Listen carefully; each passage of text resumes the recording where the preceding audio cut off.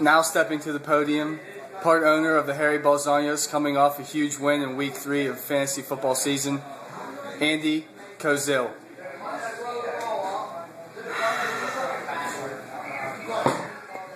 Welcome, Andy. He's going to take a few questions about the week. All right, Andy, 3-0, how's it feel?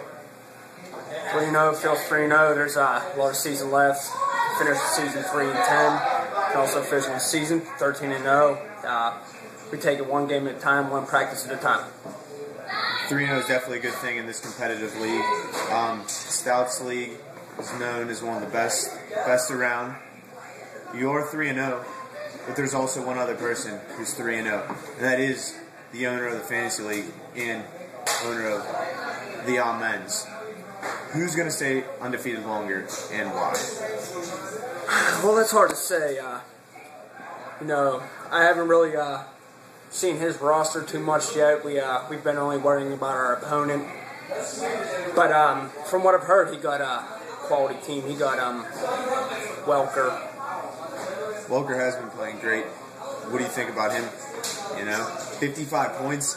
I know we're not going to see him putting on numbers like that, but he has been putting up in the mid-30s so far. Well, yeah, Welker's definitely, he don't have the size. He's pint size. But he will do his.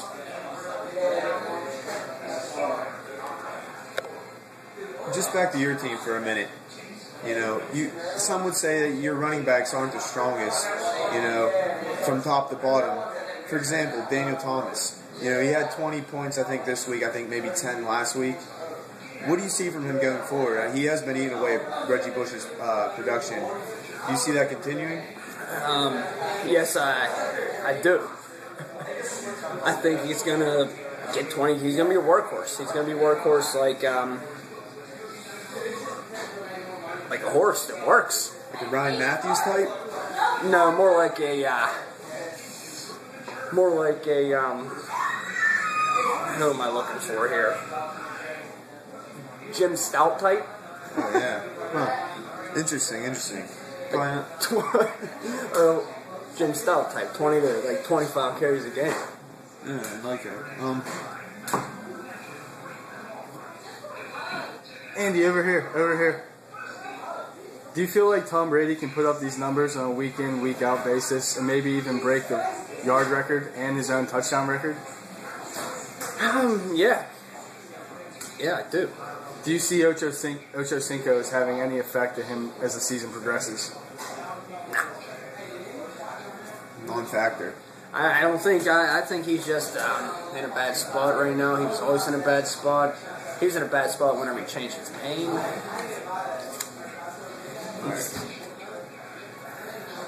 Does Bambi have the worst team?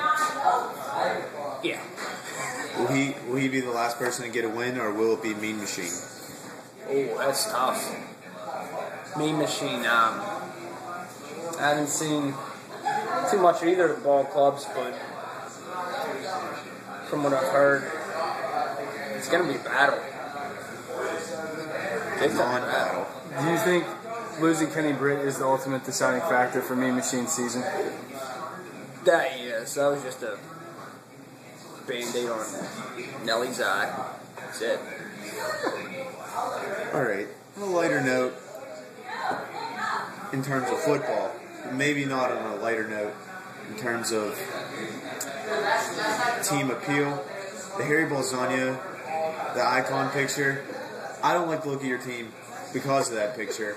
I don't know how it is for you as a team owner who has to go into that page every day, or almost every day, and see that disgusting image. What is it like? Does it affect your decision making? No, it don't. It just makes me more decisive. It makes me want to get off the screen quicker.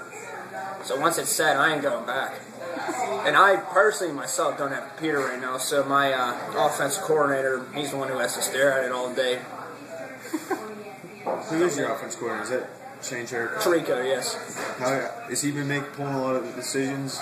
Yes, it's pretty much been, he's had a huge role so far. Before I was the offense coordinator and the head coach, and had a good season last year, but not where we wanted. And 2 years ago, didn't even make the playoffs. So I mean, it's been a help input wise and everything. So you can attribute, your 3-0 start to probably lightening the, the decision-making load from the whole burden on your shoulders to give him some of that to Shane. You're saying that's been paying dividends. It definitely has been paying dividends. I mean, even without me having like a computer, I mean, I would have fucking Jared Cookins doing shit and David Bueller. We picked up David Bueller, and he's not even Dallas's kicker. So, does having a partner affect your drive for the championship? Because you will only win less money, even though it's equivalent paying only $50 to win only $400. Does that affect your drive at all towards the end of the season? No, well, our drive it's really not about on the, it's about just getting that cup, filling it up with Jaeger, going to town. Then you're drinking spiced ale. Getting ready for October, baseball, or you just focus on fantasy? Right? Well, yeah, we got one mindset and one mindset only, and this is actually sponsored by our team. If you can't see, no, it's not. But you can imagine what it'd be like. No, but baseball, I didn't really pay attention to baseball much ever since I got cut from the Royals back in '97. Next question. So why your hat's backwards? Yes. Is that a love-hate thing? It's more of a love-hate thing. Yeah, definitely.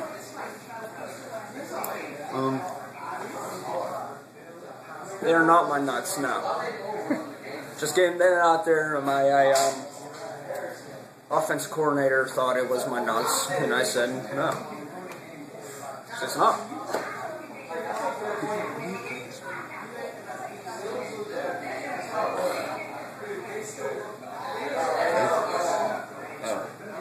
So you're playing Team Schaefer's this week, and it would be a divisional matchup with a second-place team versus a first-place team. How do you see yourself faring? What do you see the outcome? We've been studying a lot of game tape, and I mean, he got talent on this team. No question about it.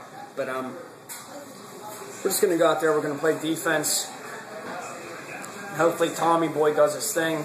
If we don't, we can't lose. Hopefully we don't, but we're going to give our best efforts. Do you feel comfortable with your division? I mean, yeah. I don't think they're, I feel comfortable with them. We can go out. Who is in your division? Kurt Schaefer's, Kenny Martin, and Justin Crawford. They won the championship 2 years ago. And Yeti, a.k.a. Big Nate, a.k.a. Big for Nothing. Any closing remarks?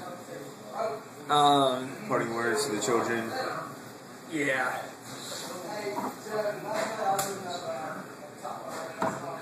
Those are not my nuts. What about your predictions for the week?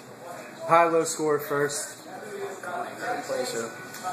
The first matchup would be between yourself and Team Schaefer's. It's going to be a tight one. It is. I see it being a 101, 100 game, whichever way. Close matchup? Close matchup, defensive game. The second matchup would be between Los Muertos, or however you pronounce that team, and Stuart Scott's Eye. Los Muertos probably going to beat them by 90-ish. Okay, what about the matchup between Buck and Suck My Dicka? Cool. That's a Mexican standoff right there. I say Buck. Sorry for the late. He was late. 70 to 69. Okay, what about Deliver Us from Evil Amendola against Team Crack? That's gonna be the opposite of a Mexican standoff. I see Amendola keeps the wagon rolling. like 156 to 144 ish. What about Team McNair's Mayhem versus the Slaughterhouse, known as Lil Keithy? That one's going to be one for the ages, one way or another. Because anything with Coors Light, Slaughterhouse, or Keith in it is one for the ages. So, Air McNair, 123 to 111. And lastly, Team McKibben against, or the Flapjacks, I should say, against the Mean Machine. I'm gonna have to say, Mean Machine's getting off the snide this week, but it's not gonna be pretty. We're gonna have someone blow up, like I don't know who, just someone stupid really, and they win by a few. So you say the high score of the week will be Deliver Us from Evil Amendola, and the low score will be Suck My Dicka. Suck My Dicka with 69. 69, yeah. That's fitting. All right, thank you, Andy Cozell, for your time, and we hope to see you Sunday. Thank you. You will see me Sunday. Thank you.